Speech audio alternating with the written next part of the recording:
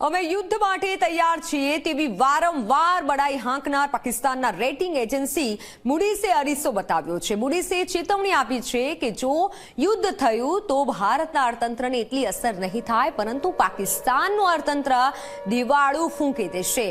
યુદ્ધ તો શું નાનું છમકલું પણ થયું તો પાકિસ્તાને પોસાય તેમ નથી। અત્યારે પણ અન્ય દેશો અને આંતરરાષ્ટ્રીય સંસ્થાઓ પાસે કટોરો લઈને ભીખ માંગતા પાકિસ્તાનને યુદ્ધની ધમકી આપતા પહેલા મૂડીસે આ અહેવાલ જાણવાની જરૂર છે। મૂડીસે જે અહેવાલ બતાવ્યો છે તે જાણવાની જરૂર છે। મૂડીસે જણાવ્યું છે કે પાકિસ્તાનને ભારતની સાથે કોઈ પણ પ્રકારનો લશ્કરી સંઘર્ષ પોસાય તેમ નથી અને આવું કંઈ પણ થયું તો તેણે રીતસરનું દિવાળું ફૂંકવાનો વારો આવશે।